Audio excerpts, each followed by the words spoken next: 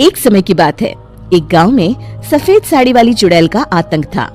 चुड़ैल रात भर गांव में घूमती और गांव का जो भी आदमी उसे दिखाई देता उसे वो घायल कर देती। अरे कोई तो बचाओ, मर गया रे।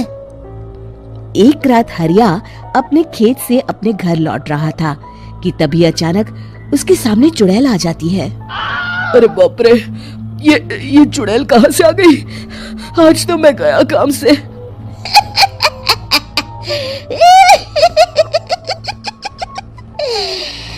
आज मुझे मेरा शिकार मिल गया। अरे चुड़ैल दीदी, मुझे छोड़ दो। जैसे ही चुड़ैल हरिया की तरफ बढ़ती है, हरिया वहाँ से भाग जाता है और अपने घर के दरवाजे पे पहुँचता है। अरे भगवान, जल्दी से दरवाजा खोलो, मेरे पीछे चुड़ैल पड़ी है। हरिया की पत्नी जल्दी से दरवाजा खोल देती है। अरे आप इतना हाफ क्यों रहे हैं? अरे मेरे पीछे चुड़ैल पड़ी है, आज तो मैं बाल बाल बच गया। जल्दी से सभी दरवाजे और सभी खिड़कियों को बंद करके बत्ती बुझा दो। तभी चुड़ैल हरिया के घर के पास पहुंच जाती है। अरे वो आदमी कहाँ गायब हो गया? मैं भी देखती हूँ आखिर कब तक बचेगा। मैं अपने शिकार को इतनी आसानी से नहीं छोड़ती। इतना कहकर चुड़ैल वहाँ से चली जाती है।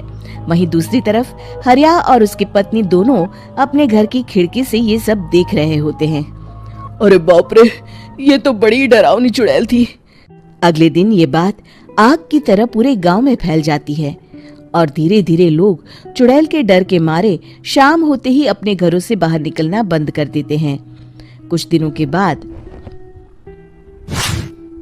भाई, मैंने तो इस चुड़ैल के डर के मारे रात को अपने खेतों को पानी देना बंद कर दिया है। कहीं मेरी फसल सूख गई तो मैं तो कहीं का नहीं रहूंगा। साहूकार का कर्जा कैसे चुकाऊंगा? अरे भाई, पूरे गांव वालों का यही हाल है। पता नहीं ये चुड़ैल हमारे गांव में कहां से आ गई। फिर एक दिन गांव के पास वाली नदी के किनारे एक बहुत बड़े तांत्रिक के आने की बात कुछ गांव वालों को पता चलती है।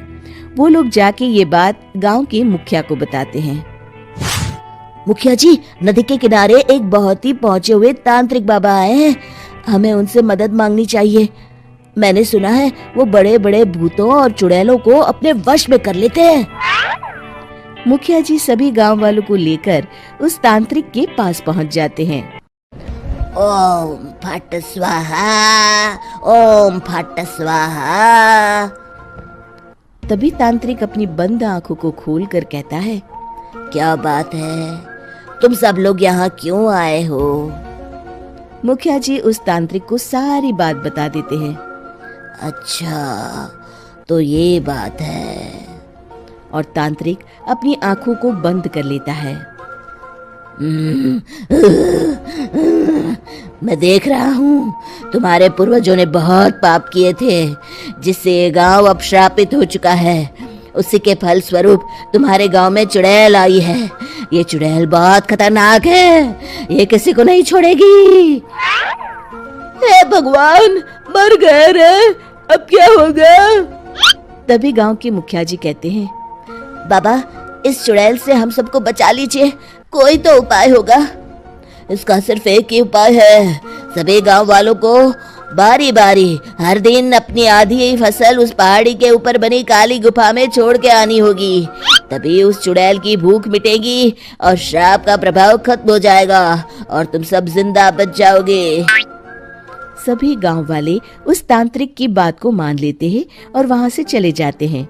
फिर अगले दिन से रोज उस गांव के लोग बारी बारी से अपनी आधी फसल उस काली गुफा के पास जाकर रखाते।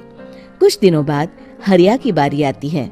बाप रे, आज तो मेरी बारी है उस काली गुफा में जाने की। क्या करूं? वो तो बड़ी खतरनाक चुड़ैल है।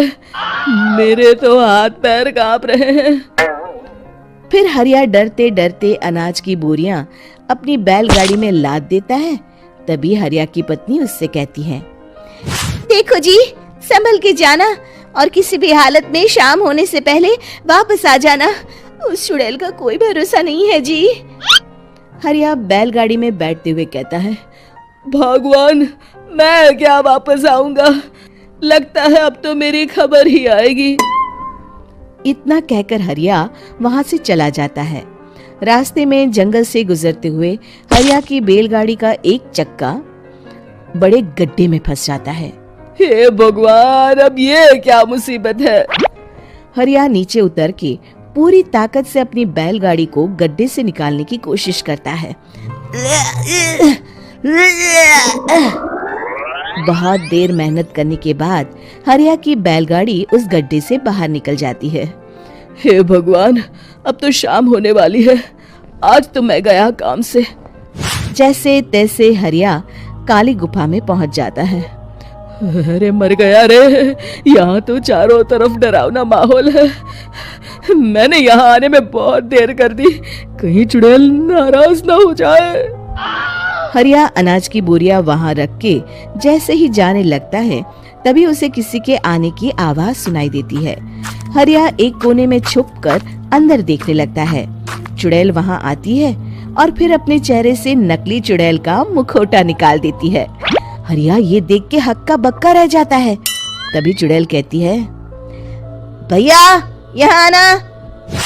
आज तो बहुत अनाज आया है, इसे मिलाकर अब हमारे पास ढेर सारा अनाज जमा हो गया है।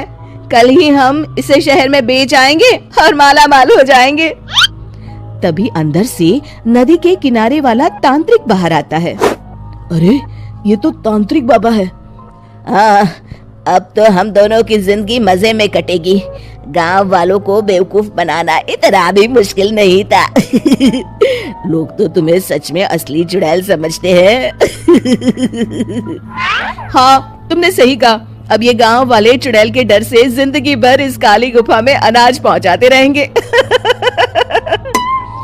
अच्छा, तो ये बात है। ये दोनों पूरे गांव वालों को बेवकूफ बना रहे हैं। अभी जाकर सबको बताता हूँ। हरिया उन दोनों की पूरी बातें सुन लेता है और जल्दी से वापस गांव में आता है। गांव वालों को पूरी बात बता देता है। इससे पहले वो दोनों हमारा अनाज लेकर शहर जाए, हमें उन दोनों को पकड़ना होगा। उधर दूसरी तरफ नकली तांत्रिक और नकली चुड़ैल बनी औरत एक बड़ी गाड़ी में सारा अनाज लाद के वहां से निकलने की तैयारी कर रहे होते हैं। जल्दी करो, इससे पहले हमें कोई देख ले। हमें यहाँ से निकलना होगा। और तभी वो दोनों देखते हैं कि सामने से सभी गांव वाले अपने अपने हाथों में मशाल लेके आ रहे हैं। दोनों बुरी तरह डर जाते हैं। रुक जाओ, तुम दोनों का भांडा फूट चुका है। अरे मर गए रे, ये गांव वाले कहाँ से आ गए? तुमने क्या सोचा इतनी आसानी से यहाँ से निकल जाओगे? ये अनाज हमने अपने खून पसीने से दिन रात खेतों में मेहनत करके उगाया है। दोनों मुखिया जी के पैरों में गिर जाते हैं। हमें माफ कर दीजिए, हम दोनों एक नंबर के कामचोर हैं। बिना मेहनत किए पैसे कमाना चाहते थे। हाँ, अब हम आगे से मेहनत मजदूरी करके पैसे कमाएंगे। हमें कुछ मत करना, हमें छोड़ दीजिए। इतना कह के दोनों गांव छोड़ के भाग जाते हैं और सभी गांव वाले फिर से खुशी खुशी रहने लगते हैं। शिक्षा तभी तो कहते हैं कि किसी भी समस्या का समाधान केवल सूझबूझ से ही करना चाहिए और कभी हिम्मत नहीं हारनी चाहिए। दोस्तों, हमें उम्मीद है कि आपको हमारी ये कहानी पसंद आई होगी। कृपया हमारे चैनल को सब्सक्राइब करें और सभी अपडेट्स के लिए बेल आइकन जरूर दबाएं। और हाँ, वीडियो लाइक और शेयर करना मत भूलिएगा। Bye bye.